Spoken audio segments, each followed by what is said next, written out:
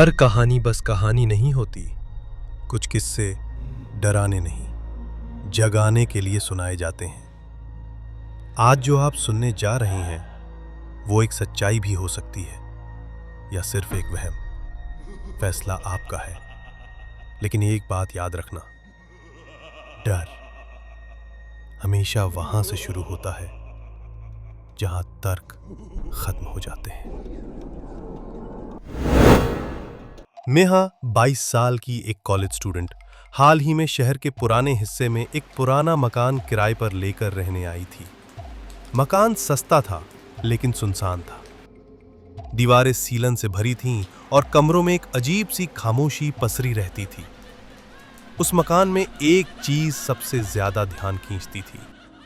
Drawing room में रखा एक बड़ा पुराना आईना, इतना साफ कि देखने वाला खुद को नहीं मानो किसी और को देख रहा हो। शुरुआत में नेहा ने ध्यान नहीं दिया, लेकिन कुछ ही दिनों में उसे महसूस हुआ कि वो आईना थोड़ा अलग है।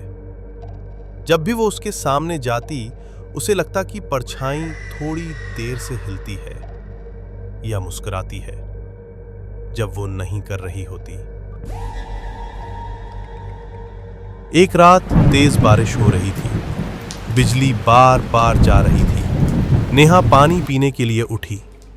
लौटते वक्त उसका ध्यान आईने पर गया। उसने देखा उसका प्रतिबिंब उसे घूर रहा है, बिना पलक झपकाए, बिना मुस्कुराए। नेहा डर गई, मगर जैसे ही वो पलटी उसे पीठ के पीछे से किसी के फुसफुसाने की आवाज आई। क्यों छुपाया मुझे? वो झट से पलटी, लेकिन पीछे कोई नहीं था। आईना अपने आप चमक रहा था, मगर इस बार उसका प्रतिबिंब वहां नहीं था। डर के मारे नेहा बिस्तर पर बैठ गई। तभी आईने से एक परछाई बाहर निकलने लगी, बिल्कुल उसी की तरह, लेकिन उसकी आंखें काली थीं। मुस्कान अजीब थी। नेहा चीख भी नहीं पाई। वो परछाई धीरे धीरे नेहा के पास आई और बोली, अब तुझे अंदर जाना होगा, बहुत दिन हो गए बाहर रहते।